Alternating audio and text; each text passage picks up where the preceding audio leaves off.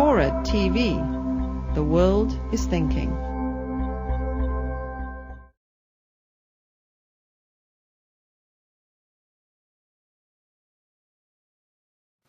Let's take another question from the audience. We have two questions that are may be related.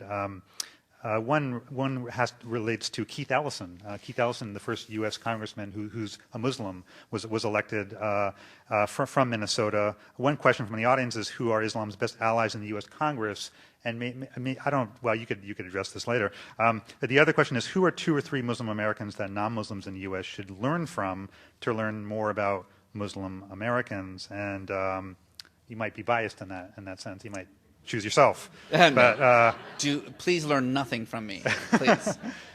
Those are very good questions. I know Keith Ellison very well, and I'm an advisor to him on a lot of issues.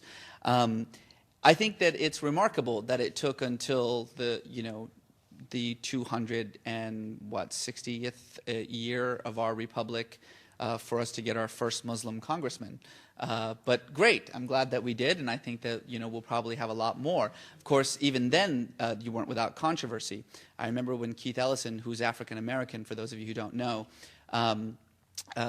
appeared right after he won. He appeared on the Glenn Beck show.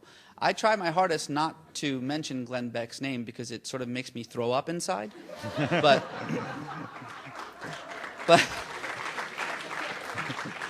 but Glenn Beck's first question to Congressman Keith Ellison, an African-American man whose ancestors were forced here on slave ships and who built this country from the ground up.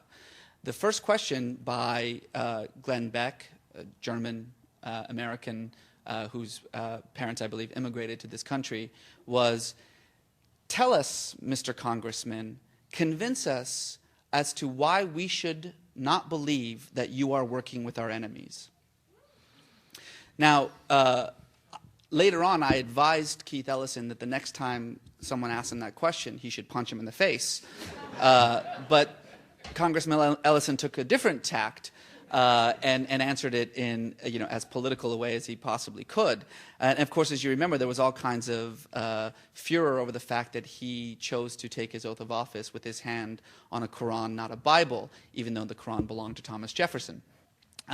So we've got a long ways to go, a long ways to go before we're comfortable with this. But it's happening, and there's little that we can do about it.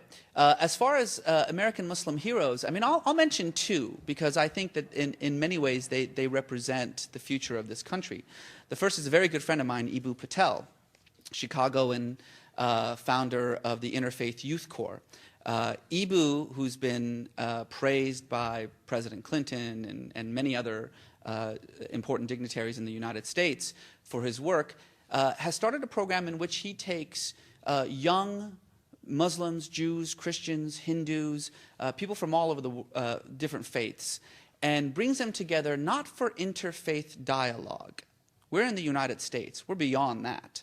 But for interfaith action. Not to get together and figure out, what we have in common. Forget about that. Let's get together and let's go clean up downtown Chicago. And it's a brilliant idea, and he's enormously successful. And I encourage everyone to learn more about Interfaith Youth Corps. The other person that I will mention is Sheikh Hamza Yusuf. Sheikh Hamza Yusuf is an American convert to Islam. He is the head of the Zaytuna Institute, which is America's first seminary, Islamic seminary. Hamza figured out something very important. He realized that although you have this progressive, modern, westernized, and young Muslim community in the United States, all their imams are old guys from Egypt and Saudi Arabia and Pakistan. And these are people who have nothing to say to a 20-year-old, Pakistani-American kid, who plays Xbox on the weekends. So what he decided to do was start a seminary in the United States in which he would train Americans to be imams. That has had an enormous impact, and now it's being copied all across Europe.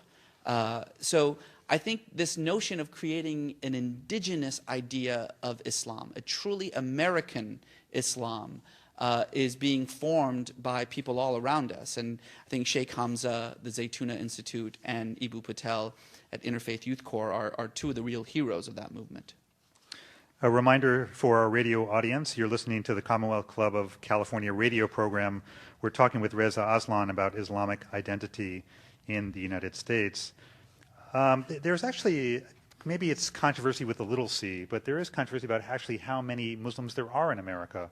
There are some estimates, you mentioned 8 million, I believe. There are some people who say there are really only maybe 1 or 2 million, and because the U.S. Census does not take religion into consideration, it's a debatable question. And I know the question is actually important for a lot of reasons. Is Islam the second biggest religion in America, or isn't it? These other questions that relate to that. How do Muslims and non-Muslims get around that whole idea? Is it 1 million or 8 million? Because that's obviously a big yeah, and it has become a point of controversy. You're right. I'm not, part of the census, so I don't really know. I just go by the State Department's numbers. I think that the number is probably between 6 and 8 million. The State Department says 8 million. I've heard numbers as large as 10 million, actually. But it's difficult to say. We also have to remember that from the numbers that I've seen, about a third of American Muslims are so-called indigenous Muslims, sometimes also referred to as African American Muslims. And so, it's not just an immigrant community, and that also, I think, confuses aspects in some ways. So I don't know. I'm just going by the State Department, I guess.